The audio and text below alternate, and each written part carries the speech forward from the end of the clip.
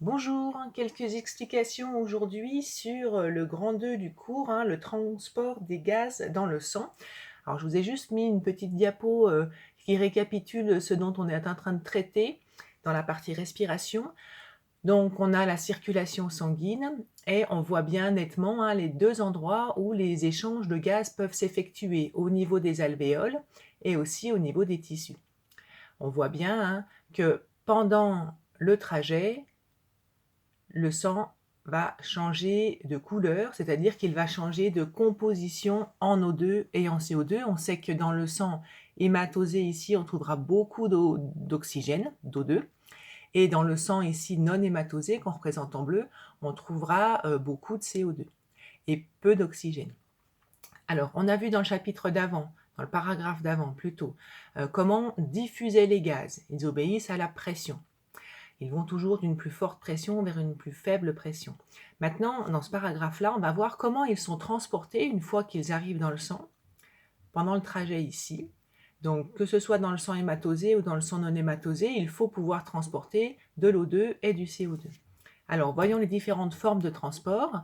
Pour l'O2, deux formes de transport liées à l'hémoglobine, 98%, donc quasiment tout, et puis seulement 2% sous forme liquide qui va être dans le plasma. Le plasma étant le liquide du sang.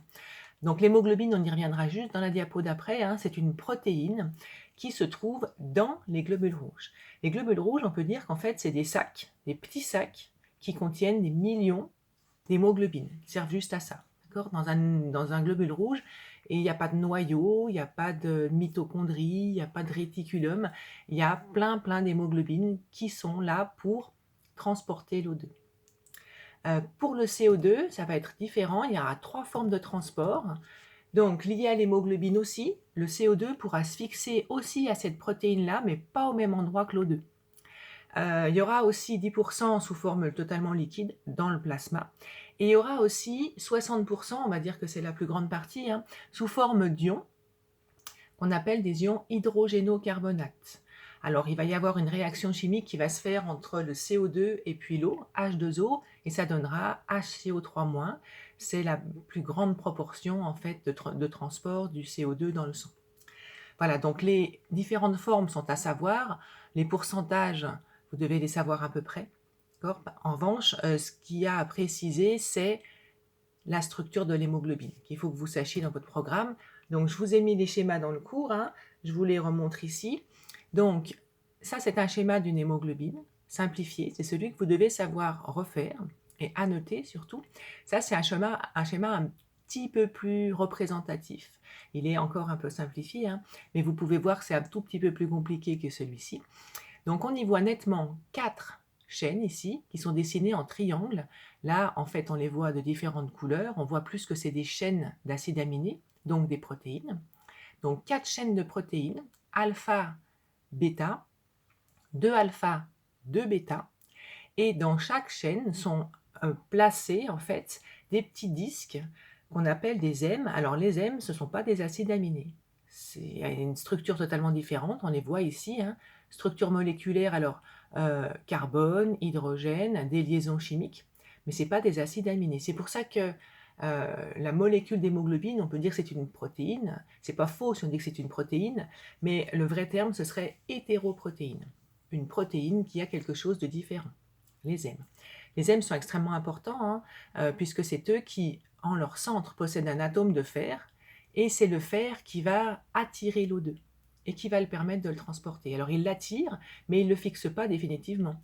Il peut l'attirer et ensuite le relâcher. Donc il va avoir une capacité de l'attirer quand l'hémoglobine sera aux alentours des poumons. Et puis quand l'hémoglobine arrivera vers les cellules, il aura la capacité de le relâcher. Si vous avez bien compris, une molécule d'hémoglobine ici peut transporter donc 4 molécules d'O2. Une ici, une ici, une ici, une ici.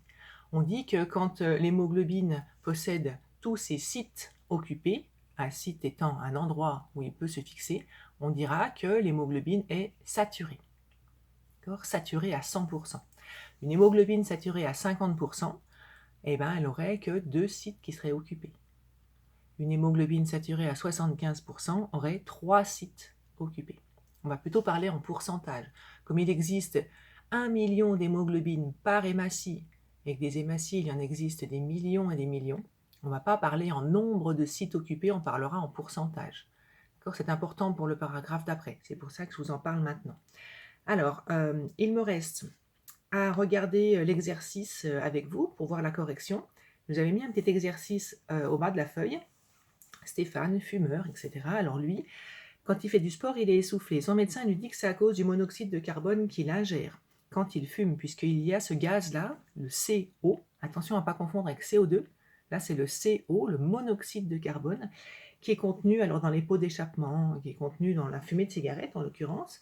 Et donc, on vous propose d'étudier les effets du CO. Alors, première question, citez le terme correspondant à la définition en italique. Cette définition, je la relis, diminution de la concentration en dioxygène au niveau des tissus. On dit hypoxie. D'accord? Hypoxie, hypo en dessous, baisse. Oxy vient de oxygène, donc baisse d'oxygène. Et donc, comme on ne précise pas où c'est, en fait, on dit que c'est dans les tissus. Donc, hypoxie. Ensuite, par rapport au tableau, analysez les résultats.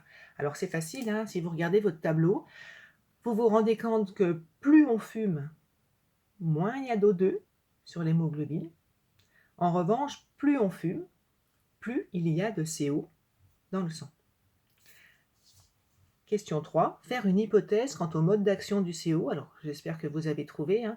En fait, le monoxyde de carbone, si on reprend ma diapo, là, il va prendre la place de l'O2 sur les sites ici.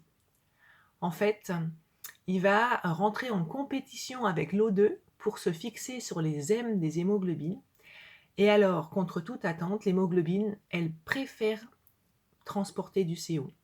Elle a plus d'affinité pour le CO, malheureusement pour nous. Ce qui veut dire que quand on fume, au lieu d'avoir 100% de saturation en oxygène, nos hémoglobines, elles en auront plus que 80, 70.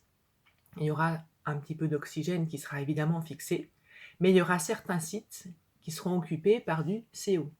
Alors le problème, c'est que le CO, arrivé au niveau des cellules, il va nous servir à rien.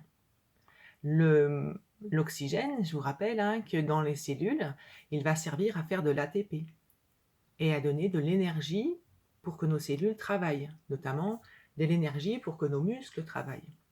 Là, si le CO arrive dans nos cellules, la cellule n'en fera rien. Et elle manquera donc d'O2. Et c'est pour ça qu'on poursuit. Question 4. Pourquoi Stéphane est donc essoufflé? Forcément, quand on fait du sport, nos cellules musculaires, surtout, réclament plus d'oxygène pour faire plus d'énergie. Le problème, c'est que si le fumeur donne à ses cellules du monoxyde de carbone, c'est normal, en faisant moins d'ATP, moins d'énergie, ces muscles, ils auront plus de mal à fonctionner. Et c'est pour ça que son cerveau va demander à son système respiratoire d'augmenter le rythme respiratoire pour apporter plus d'oxygène, pour compenser le fait que, il y a du monoxyde de carbone dans le sang. Donc si on reprend les réponses, question 1, hypoxie. Question 2, plus on fume, moins il y a d'O2 dans notre sang. En revanche, plus il y a du monoxyde de carbone. Question 3, le monoxyde de carbone prend la place de l'O2 sur les sites de l'hémoglobine. Et question 4, si nos cellules reçoivent moins d'O2, moins d'ATP sera fabriqué au niveau musculaire, et donc le corps va compenser en augmentant le rythme respiratoire, en espérant de récupérer plus d'O2. Voilà, j'espère avoir été claire. À bientôt.